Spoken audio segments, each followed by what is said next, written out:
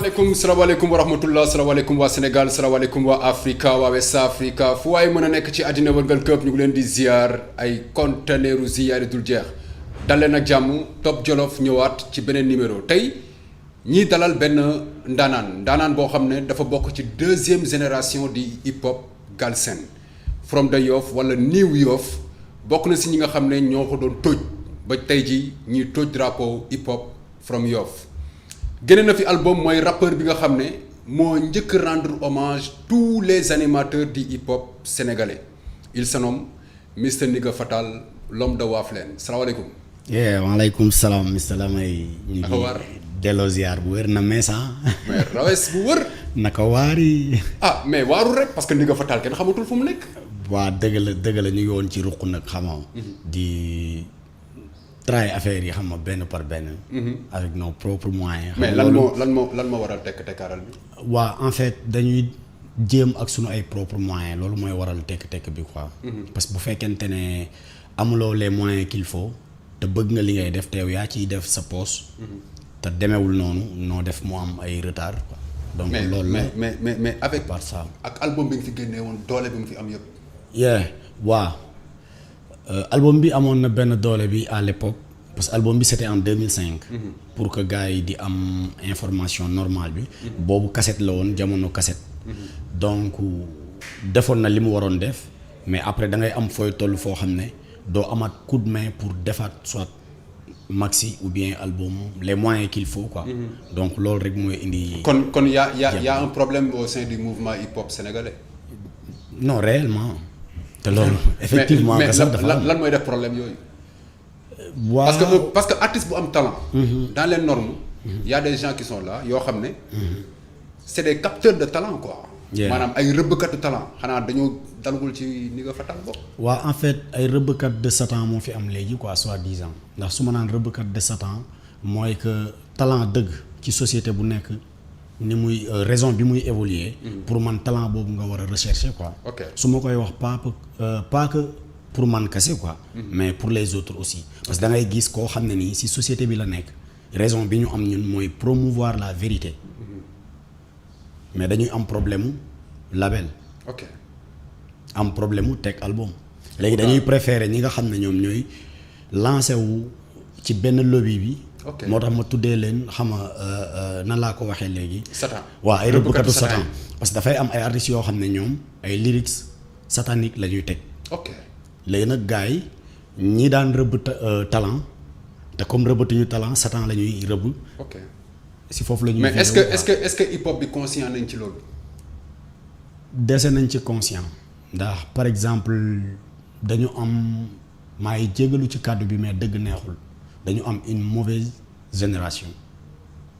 xam nga ban génération yow par exemple deuxième génération bi nga. voilà non ci je veux dire je parle pas artistiquement quoi. mais damay wax pour société bi à la base. xam nga dañ ne génération bu nekk dafay ñëw. donc génération bi may wax moom mooy bu tey bi. génération boobu noonu pour moom esprit am dafa baax pour moom xolam du gëmm day gis te or que ne xol buy gëmm la yor. mais pourtant ñu ngi am xaalis. waaw. mais du loolu mooy live pourtant am na ñuy def dëgg di am xaalis am na ñuy jaar ci yoonu dëgg yoonu jub am xaalis waxuma nag jubuñu. mais je veux dire lii di xew ci dëkk bi ci domaine yëpp. jàmbaar dafa doy waar. te moo ñu indi talent kese fayatul. waaw en fait loolu par exemple ñàkk gëm sa bopp la ndax gis nañ fi ñoo xam ne talent moo leen fay. maanaam moom moo leen fay moo leen def li ñu doon quoi. est-ce que comprendre nga. te ci dëgg lañ ko amee. am nañu dëgg di fay quoi.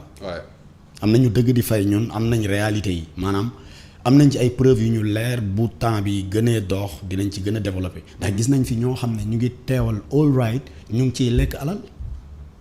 lan mooy problème hip hop bi instant bi à part loolu. just man li ma jàpp ne am na problème am na évolution mais am na loo xam ne évolué wul. lan moo évolué.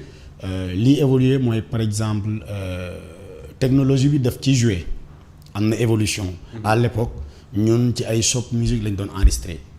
yaa ngi dégg. maanaam fekk benn DJ boo xam ne dafa yor shop musical am ñu. jamonoy maquette quoi. voilà ñu jógee foofu après studio am. studio yi bi muy am aussi amul les moyens qu'il faut comme lii xew léegi. yaa ngi dégg chaîne TV yi bëriwul woon. comprendre nga loolu yëpp yokkute la. ak aussi talent baa ngi fi mais naxe moo fi bëri. naxe bi mooy par exemple yow mënuloo boo wéetee nga xam dëgg nga di ko wax sa bopp. yow boo jógee pour wax devant la scène doo wax nit ñi dëgg loolu yow sa bopp sax ngay nax léegi génération bi nga xam ne ni ñoom aussi ñu ngi lay topp ci loolu ñoom aussi ay inconscient lañ. maanaam comme ni ko Milka di waxee quoi dañuy afficher indo di jouer cowboy. non loolu moo fi nekk quoi c'est-à-dire loolu moo fi nekk le milieu showbiz loolu la dañ ko bañ ba benn waaye daf ma ko mus a wax quoi nee ma par exemple li la teree sori ci aar bi mooy doo dunguru. maanaam doo topp ci gannaaw kenn ci lu dul dëgg. ok loolu moo koy confirmer ça veut pas dire que du ñu topp ci gannaaw kenn àdduna ku fiy dox di nga am ci gannaaw koy topp. parce que wërsëg bu ne yàlla ci jàmm yàlla koy jaarale. merci beaucoup frère. mais nag bul topp ci gannaaw gumba. gumba yow yaa ko war a jiite. mais bu la jiitee rek tey yow doo xam ci ban yoon ngay jaar. lan laa mën a dégg foofu ci wax bi. waaw su ma koy wax mooy par exemple ki nga xam ne ni moom xelam màccul. kooku mënu laa servir dara. mënu laa teg ci aw yoon. daf lay teggil yoon souvent. ok donc loolu laa constaté quoi loolu laa constaté parce que tey su ma développé tuuti pour que ñu waxante rek dëgg dafa dem ba système bi ku ko deful pour yow sans nom ku ko deful pour yow. amoo mooy par exemple am na ay mode style. am na ay habillement yu xew léegi. am na ay façon de parler yu xew mais pour quelle raison que benn par exemple benn artiste diw ne man faaw ma def loolu pour dem teew loolu ngay def xam nga ne en retour du réalité. mais mun ngaa def lu sympa def luy jaay teewul di nga ci am yàlla di nga ci am alal am na ñuy am yàlla di am alal. mais bu la life jaralee rek nga ne man naa am alal sans que ma am yàlla. yaa ngi nax sa bopp. ok di nax nit ñi te ñi ngay nax noonu dañ la jox seen kàddu jox la seen ay nopp. pour yow lan moo tax lobby satanique jël hip hop bi. waa gis nañ ne léegi dox na suñ nee dox dafa bëri ay anam dox maanaam mun naa dox ci par exemple côté nouvelle technologie. tey loo bëgg a jàllale day jàll. ndax technologie bi. dox beneen bi moom mooy dox ci mu am alal. comme nag dox na ci ñu ngi dékk rappeurs yi micro yi di leen teg yenn caméra yi dañuy obligé jaar foofu ñoom it pour que seen logo di feeñ foofu. seen logo di feeñ ci réseaux sociaux bi. maanaam tey la may seen bu fekkee benn rappeur même bu dee rappeur bu kenn xamul. mais tey am na ay possibilité jaar ci yenn réseau yi quoi dañuy obligé def link ak moom. te réseau yëpp ñu ngi synchro biir Google. merci beaucoup. et pourtant Google ñetti siis la lu gars yi comprendre et ñetti siis yooyu c'est un signe maçonnique léegi adduna bi ñëpp songi nañ ko donte nag dina am ñoo xam ne dañuy dugal lu baax am ñoo xam ne duñ dugal lu baax mais li ñu fay fekk. ak lu muy yàq moo ëpp fuuf et pourtant ces 3 6 là. moo nekk ci logo Google boo leen xoolee jaune bi rouge bi bu ci nekk 6 la. loolu gars yi seetaan mun nañ ko vérifier léegi le pourquoi. léegi ñu war a wut alal comme ni nga ko waxee fàtte ut yàlla. ça résume à quoi dañuy réeral jeunesse bi nga xam ne ñoom ñoo dem wuti ji réseaux sociaux yi. loolu ban jeexital la mën a andil hip hop bi nga xam ne bu njëkk ba ñu bët dañ ci doon référé wu. waaw loolu soi-disant mun na causer des problèmes te causer na ko sax déjà commencé na ko causer ndax tey gis nga àdduna dafa bëri ay yoon. tey mun nga war a jàkkaarloo ak sa wayjur bu góor. walla sa wayjur bu jigéen. mais yeneen yoon impliqué la. ba yow ni nga waroon jàkkaarloo ak moom doo ko jàkkaarloo ak moom. ci ni ngay comporté woo devant lui-même. ci ni ngay waxee devant lui-même. loolu noonu yëpp nag loolu moo koy indi tey su fekkente ne. dëgg amul ci réseaux sociaux yi te sa doom yow par exemple juddu na mais li nga xam ne ni yow defoo ko ci moom mu ngi koy jëlee feneen. léegi su ñëwee loolu la lay exposé. mu ngi yàq loolu gis nañ ko maanaam xam nga loolu nekkatul hip hop bi rek. maanaam su ma la déggee sa doom da nga ko daan gis si mbedd nga ne ko ci biir kër gi. merci beaucoup mais bu demee ci biir kër gi day génnaat ci mbedd mi via internet bi quoi. mais via hip hop bi sax ci boppam tey si tey rappeurs yu njëkk ya par exemple. dañ doon def music education. waaw boo leen di déglu yow xam nga tey xale xamul. am na mag tëm mu xamul. waaw texit dafay am. mun ngaa nekk mag doo xam. léegi nag bu fekkente ne da ngay focaliser wu ci benn mbir moo xam ne yow xam-xam amu fa. loolu ngay yaakaar ne mooy li am. dëgg la léegi loolu daf lay forger. de telle sorte que yaa ngi dem te or que ne mu ngi lay yàq. tey si tey c'est aussi simple lii rab bi yàq lu yomb la tey munoo ngay def sa sound ne da nga siy saaga. def sa son di ci saaga. ne da nga siy saaga auparavant censuré moo am. léegi censuré amatul bu ñu demee bay censuré lu baaxul la ñuy censuré. à moins que nga def loo xam ne ni baax na mais arrangé wul état ñu dagg ko. côté boobu rek lañ doon daggee lu baax. mais bu loolu weesoo BSDA lépp lu mu daan censuré lu bon la mais lu bon loolu tey moom bu amul sax. dañ naan baaxul. merci def naa ko ci benn track janvier bu daaw mooy sama avant dernier single bu tudd Nul Art. Nul Art dafay am ñaari contexte Nul Art nul en art. merci. parce que dafa am accent déjà. loolu tey boo koy xool nul mënul weesu loolu. art ni ñu koy décrire musique ni ñu koy décrire surtout musique hip hop. du lii gars yi di def. yow nag bu fekkente ne da ngay def mbir te doo ko defee ni ko mbir mi bëggee. mais tu es nul mais nit ñi amatuñu gis-gis. musicalement parlant est-ce que hip hop bi mu ngi am ay son yu mu war jamono bi ñu nekk nii. ci côté qualité mu ngi koy am. quoi qu'on puisse dire. musicalement. ci côté qualité c'est-à-dire ñu qualité taxul ñuy wax. waaw qualité mu ngi fi. mais su may wax but boo déggee mbalax da nga xam ne lii mbalax la. nga déglu reggae da nga xam ne lii reggae la. nga déglu hip hop da nga war a xam ne lii hip hop la rawatina ñu bëri si ñoom ay rappeurs la ñu wax seen bopp que ne ay rap la ñuy def léegi rap bi ñuy def. est-ce que musicalement c'est-à-dire les instruments et tout. répond aux normes du rap. pas répondre ko mais pas à 100% xam nga lan moo tax ñu bëri tamit dañuy wax benn mbir duñ ko bàyyi xel mooy par exemple hip hop. hip hop ci boppam dafa am ay branches yu mu meññ. dëgg la su ma nee amatu ko mais ñàkk ko noonu quoi. mooy que am na ñoo xam ne dañuy tegu ci benn beat boo xam ne c'est kipit amul daray hip hop. ok amul keesu hip hop. hip hop kees la base bi maanaam kees mooy base bi. parce que boo seetloo Method Man kenn gënu ko nekk réel. Method Man bu Wu-Tang def na benn son bu tudd La Rumba. La Rumba boobu noonu hip hop salsa la. maanaam salsa mu ngi dedans. mais am na keesu hip hop. kon tey benn rappeur sénégalais war na mën a jël ay sonore mbalax mu impliqué ko ci keesu hip hop. mais kon fausse note. du non sample la ñu am. waaw ba tey mais bu fekkente ne mais du loolu mooy li fi xew nag déedéet li ci yàqu mooy da ngay gis koo xam ne du am sax keesu hip hop. kon kay mbalax pur et dur. boobu bokkul loolu mooy li ci yàqu. parce que dem nañ ba benn mois ñu ngi doon toppandoo sax ay musique nigérien parce que gis nañ ni moo gënoon nekk aux tendances. loolu mooy tout fàtte nañ ni musique nigérien boobu noonu mais ñoom du hip hop la ñuy def. beneen xeetu musique am donte am na ay hip hopeurs yu fa nekk mais ñoom dañoo gis ni lii mooy tendance ñëpp topp ci. travel boobu la ñu am lii la ñëpp di te xam nga bu ñu. li ñëpp di def moo dox xaama def ko. bu ñu moytul loolu dinañu sànq nañu sax quoi je veux dire sànq nañu parce que tey si tey ku si juddu saaga ngay njëkk a xam yi ngay gis ay lomotif yi ngay gis yooyu noonu yépp yii moo koy indi parce que hip hop bi li ci doxul du loolu c'est-à-dire fen bi moo bëri Sénégal dafa bëri fen jàmbaar. waaw Sénégal moom loolu kenn waxatu. fen moom mais hip hop bi fen bi ci nekk ban fen la. fen bi ci nekk mooy yow munoo yow amoo dara li may wax ci Nul Art bi. da ngay gis koo xam ne danaan la man dama yor mani te amul. faux billet lay dem kiib wane ko ci kilibam ku ko gis yaakaar ne dafa am. c'est de la tricherie. te xam nga lan mooy li ci gën a graaw mooy tey loolu mun na nekk.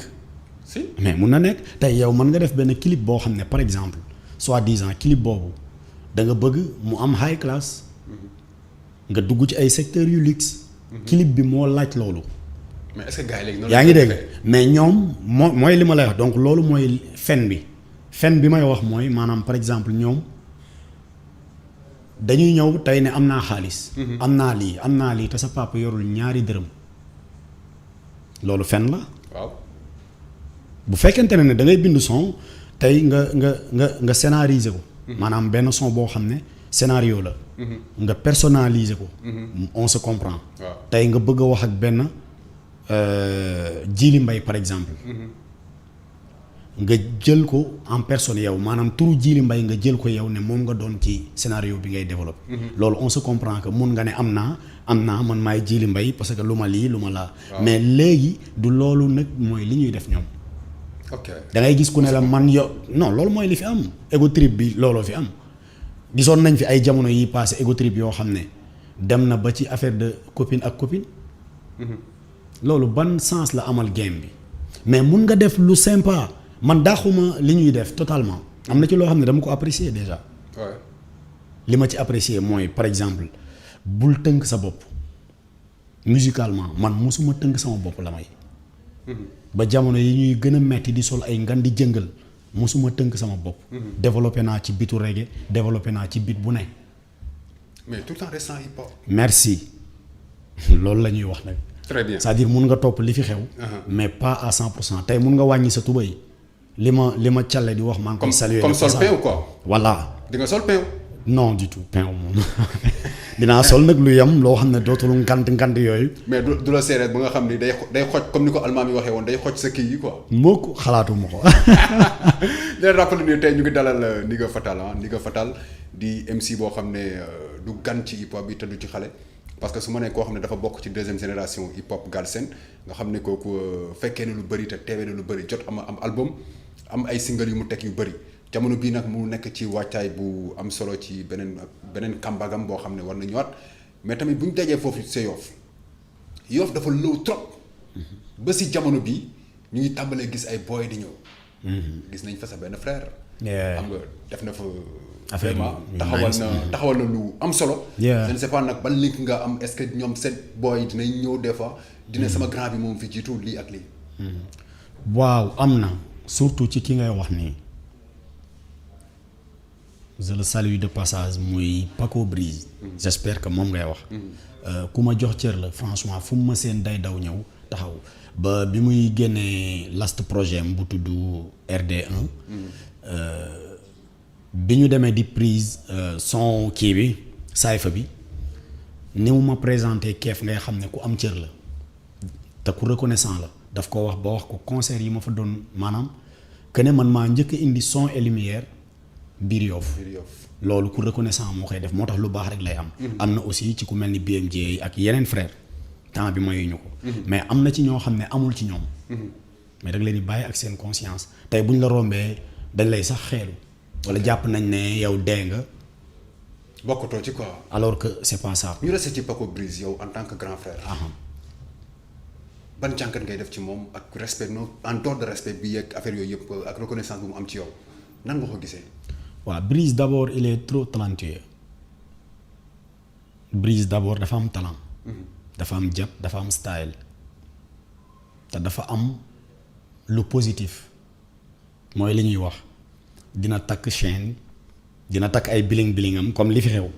def style yi fi xew mais da ngay gis ne comportement bu jub la yor da ngay gis ne éducation bu jub la wax. la yor toppul tendance bi en fait. waaw non am topp na ko. non en fait toppul tendance wu.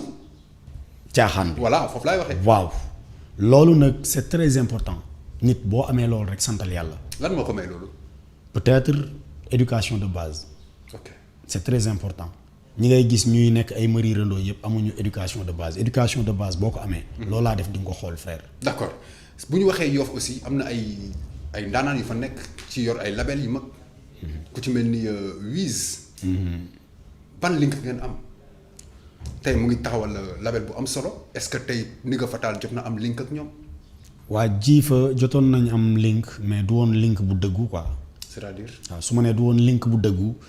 mooy ci contexte bi nga waxee quoi est-ce que label yooyu par exemple ñu ngi indi retour ci artistes yi donc bu nit ki bu ngeen amee link pour man ay retour moo war a am.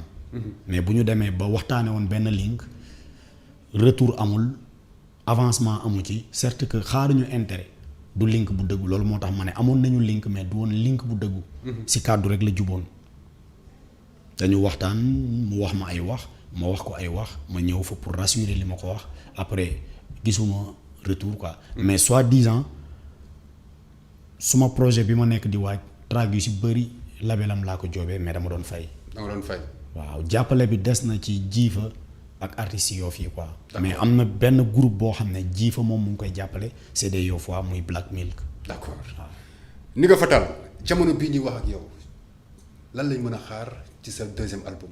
waaw lu rëy parce que moom moo waral ñun bokk na ci li tax ñuy reculer quoi bokk na ci li tax ñuy reculer même bu fekkee les moyens nekku fi on préfère que génnee single bu dóob que ñuy génnee album boo xam ne dóobul quoi. ok album dafa bëri ay affaire album du luy nooy luy diis lay doon. te mémoire la war a doon quoi. nga xam ne du dee ba ilaa ëbët.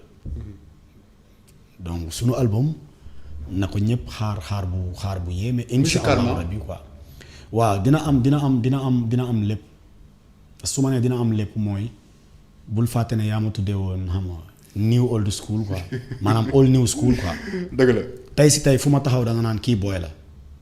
ok peut-être ci comportement bi tuuti mais du tax nga manqué ma respect. c'est du que tax modestie la quoi. voilà beneen bi mooy ci côté expérience old school bi dañ koy prôné ba tey donc loolu tey boo ko doon xaar lu bari nga ciy gis. ndax koo xam ne tey ñaari couleur la yor je pense que kooku bu tegee nga am ci loo ci jàng quoi incha allah. pare nga pour def link wala taxaw saytu ci képp kuy ñëw ci yow pour liggéey ak yow surtout comme ñi nga waxee sànq que ni les rëbbkatu satan ñoo fi nekk tey ku ñëwoon rek brusque xamoo ko xamul la mu ñëw rek mu ne la daf la bëgg produire et tout da ngay taxaw gëstu ko wala da ngay ñëw rek engagé wu parce que góox na la moonin bu bëri. yeah d'abord loolu pour wax que ne du lu yomb xam chance dëgg nga mën a am. c'est-à-dire. mooy nit ki mun na ñëw pour proposer la job te xamoo lu mu doon. xam nga man tey si tey waxuma ko ndax dara mais xaw ma loo doon. xam nga tey mun nga yor say moyens nii teg mais xaw ma ndax benn lobby satan moo la financé. kon tey boo ne ma woon nañu liggéey gisuma ko ci yow mun naa signer ak yow. par exemple quoi mais alors que ne xamuma. mais bu dee lu ma xam la du ma ci dugg. ok déggante nañ. bu baax lu ma xamul yaakaar rek laa am su ma yaakaaree ne lu jub la du lobby satan dañuy signer ñu liggéey. et pourtant boo signé ba dugg ci biir ba gis ko xam nga mënutoo génn. waaw kon yàlla nañu si yàlla musal yàlla bu ñu jot a dugg quoi. et c'est très important. yàlla bu ñu ma seeti sax loolu dañ koy lancer pour tous les artistes. prenez au moins le temps nit bu ñëwee di la góox ay millions yu bëri dina am solo nga am kenn koo xam ne sax moo la koy xoolal moom la kan fan la jógee fan la mooninam bi jógee est-ce que réellement mooninu boppam la parce que y a une certaine somme boo xam ne bu ko nit defee ci yow da nga war a taxawaat tuuti. saytu ko. xam mooy kan parce que boo ci xasee ba dugg genre lobby yooyu mooy di nga toll benn moment boo xam ne yàlla xam ne ni boo bëggee wax ci yàlla sax dañ naan non bu fi wax yàlla xam nga waxal rek ci liy pervertir dinañ dugg sa biir clip ñoom ñoo lay imposer scénario boobu ñoom am na lu ñu ciy soxla li ñu ciy soxla mooy pervertir la jeunesse parce que lobby yi lenn rek moo leen ñor mooy ëllëgu ndaw ñi bu ci dara baax bu mu am diine bu mu am yàlla bu mu am yonent bu mu am yonent yàlla Insa yooyu bu mu ci am kii wax Jésus bu mu ci am kii wax yàlla ak yonent bu mu ci am na nekk koo xam ne xoolal danaan su meekul war ma sa daaw war ma sa lii war ma yooyu rek la lay jox. donc il faut faire très attention juste pour l'argent aussi c'est très important. nañ ciy bàyyi xel sa album mën nañ ko xaar ren 2021. non je ne pense pas. ndax lan. waaw xam nga mooy li may wax mun na nekk mais su ma nee xalaatuma ko mooy par exemple lu pare pour génn. la ñuy xaar. ok maanaam instant bi parewul. suñ nee pare pour génn dafa bëri ci ay anam tey pare pour génn mooy ay moyens mooy génnee la may. xam nga daal la damay jàkkaarloo fii may wax ak Wiz parce que nit la boo xam ne man. en personne xam naa ni bëgg na lépp luy talent biir Yoff. donc Wiz dama lay lancer appel que ni waa ji kàngam la ci hip hop bi def ci loo mën et que doo ko regretter quoi waaw doo ci am regret. loolu moom parole de Lamine Sène maa la ko wax. dëgg it waay. ok tey sa xalaat par rapport ak contexte Covid bi. waaw li mu yàq ak vaccin yi di ñëw. li mu yàq bëri na franchement Covid bi ni ma koy waxee kenn teguñu ko yàlla moo ñu ko teg. caaxaan bi dafa bëri lool te yàlla du la seetaan ngay def lu la neex. chaque moment dafay wane boppam. dëgg la jóg pour wan ñu boppam moo waral lii. d'abord waaye yàlla nañ ci yàlla musal ci àdduna wërngal këpp su ma ñëwee ci côté vaccin yi coow li bëri na. ñii ne du ma ko laal ñii ne bu ñëwee ma laal ko. yow boo ci def. état am lu mu ci wax. yow loo ci def. man loolu ça n'engage que moi mais man xam naa ne moom xaw ma nag kan moo ñuy déglu wala ñan ñoo ñuy déglu. mais xam naa ne am naa sañ-sañ bu toll nii boo indi woon lépp ci àdduna doo ma ko forcer. ok su ma ko bëggee def. aussi doo ma ko tere. dara jaaxalul la ci ñi def ko gratuit alors que les tests Covid. pour nga voyager tu payes 40 000. non mooy li ñu doon wax li ñi si kanam frère li ñuy yàq dafa bëri de. li ñuy gaañ dafa bëri yërmande amatul quoi. xam nga tey Covid bi dafa yàq déjà. sur le plan économique Covid bi yàq na lu bëri. léegi boo bëggee delluwaat ci yenn yi. je pense que même yow sax doo xalaat yow mi ko def. dëgg la bu dee amoo yërmande sax ngay xalaat quoi. tey xaalis amul quoi qu'on puisse dire su amee. si côté am la yam mais ñi ko daan séddoo ama demeetu fa noonu. ok te jeunesse bu ñenn ñi am dignité la ñu yor quoi. ndax tey am na ñii di dëggu ñu ngi dëggu ba tey.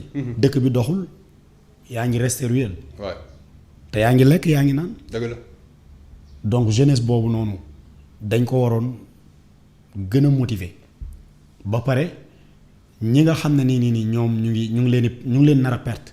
ñu indiwaat leen te li leen di indi système la. ok système boobu du bi fi nekk sëñ sa waay.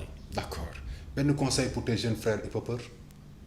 waaw just nañuy bàyyi xel si lyrics yi quoi lyricalement nañ siy bàyyi xel ndax nekkuñu fi pour di waaraate kenn matul mais fexeel ba li ëpp ci yow mu nekk lu positif. li ëpp ci yow bu nekkee lu négatif rek ndeysaan yow boo wéetee sax di nga xam ne ku doy waar nga. nañuy góorgóorlu di indiwaat la société sénégalaise quoi. parce que tey ñoom am na lu graaw lu ñu marqué. est-ce que xam nga benn affaire. hip hop bi jamono bi lu mu bëggoon defar da koy defar parce que booy ñu ngi leen di koj. ci site YouTube yi maanaam ci site yi quoi par exemple. di leen koj si seen Instagram yi. kooku lay koj tey mënoon nañu sax def benn affaire conseil bu mu leen di jox. jóg pour détourner système bi fi nekk. système ba. ci côté jikko non maanaam jóg pour détourner comportement yi fi nekk quoi. jóg pour dindi ko mais nga dugg ci ba pare comme ni ñu ci duggee au début. ok bu ñu demee ba ci biir xam ne am nañ la majorité mais ñu sax indi gars yi te yàlla rek tax am yàlla man loolu laa leen di conseiller. am yàlla ak am xaalis bu la gënal. am yàlla am xaalis moo ma gënal. boo si doon tànn benn. am yàlla am xaalis quoi mu barkeel. benn laa boo ci doon tànn benn nga am yàlla mbaa nga am xaalis. am yàlla moo ma gënal. très bien parce que yàlla mooy joxe xaalis. très bien am yàlla mooy lépp boo ñàkkee yàlla ñàkk nga lépp. ñàkk nga lépp boo amee yàlla nag macha allah. ñàkkoo dara. Fatal looy tàggoo. di ziar ñëpp di bëggee ñëpp di la bëggee yow aussi xam nga di la ñaanal yàlla li nga bëgg yaa ko xam sa xol yàlla na la ko yàlla defal. amiin jàmm ak jàmm yàlla musal ñu si Covid bi xam nga waaw indi leneen lu ko gën quoi. incha allah peace and love and I'm out. bëggee respect. tàggu naa leen fii di leen jox dig daje incha allah beneen day ci beneen numéro Top Jolof asalaamaaleykum wa rahmatullahi. mu nekk ama.